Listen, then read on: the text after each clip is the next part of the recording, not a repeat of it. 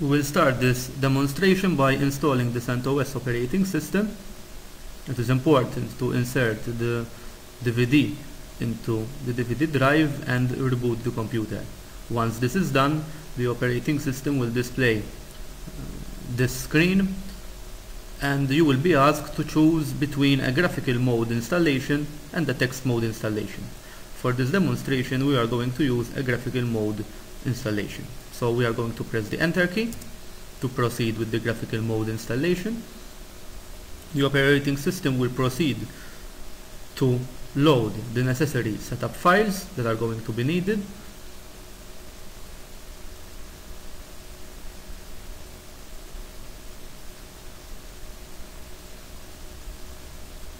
Amongst these setup files, the Anaconda system installer is also included. Basically, it is a program that allows us to proceed with the installation using a graphical user interface, which we will see in a few seconds. In this part of the installation, the installer is asking us whether or not we want to check the integrity of the DVD content. I am quite sure of its integrity, and I am also sure that it is in working condition. So basically I am going to skip this check.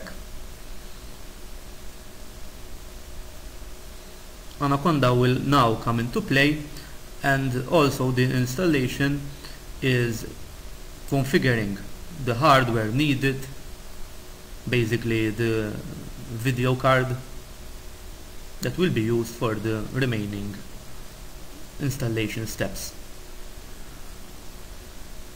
The proper installation has now begun. I'm going to click next.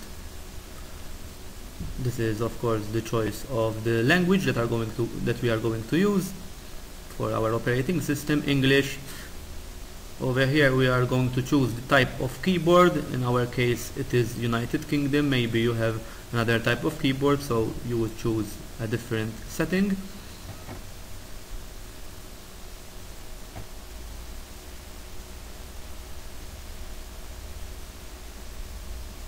The operating system is now looking for other CentOS installation that there might be already installed on our computer.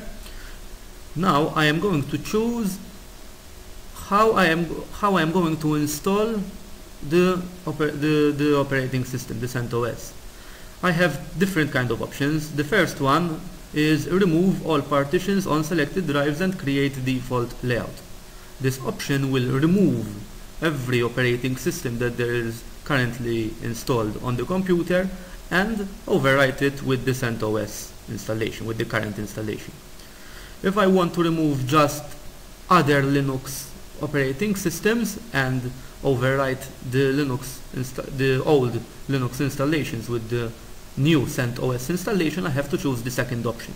Remove Linux partitions on selected drives and create default layout. This option will leave any Windows installations intact. If I want to install the current installation, the CentOS installation, on any unpartitioned space that I have on my hard disk, I have to choose the third option. Use free space on selected drives and create default layout.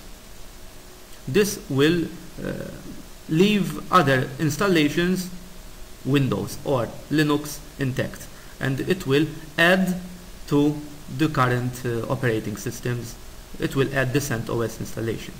If I want to customize the installation and have full control on what I install and what I remove, I have to choose a custom layout. In our case, I am going to remove all the partitions on selected drives and create default layout. Basically, I will leave the CentOS as the only operating system on our computer.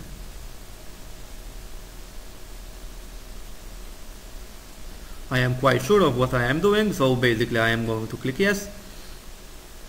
This is a network setting.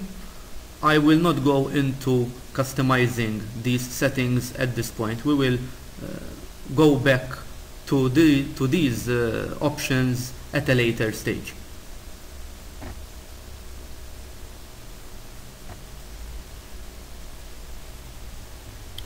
I'm going to choose Malta from the map, of course. I could have used also the drop-down list instead of the map. This is the password for the administrator. I am using 123456 as the password.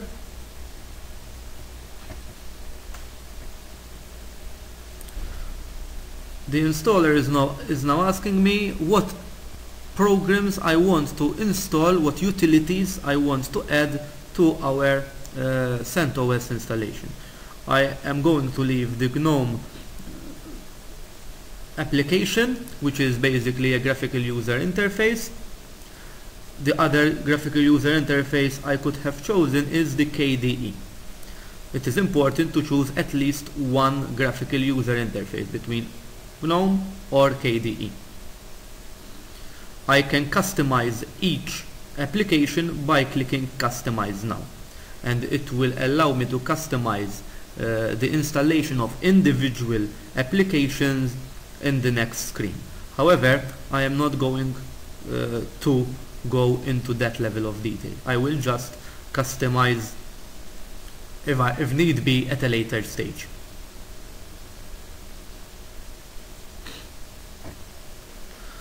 The installer is now checking that everything that is needed for the installation is on the DVD.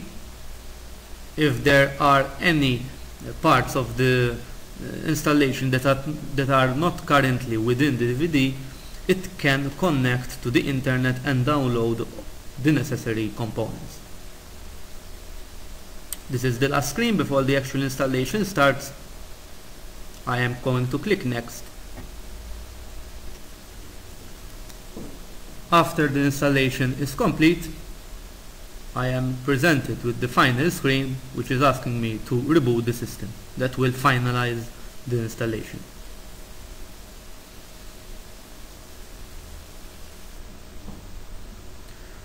This is the startup wizard that the CentOS presents to us after booting for the first time. This is the welcome screen. I am going to disable the firewall for the time being. I will enable it if need be at a later stage. I will also disable the security enhanced Linux, which is further security for our operating system. Once again, I will enable it if need be at a later stage. This is the current date and time, which is correct. I will add the first user to the list of users that are able to use our computer.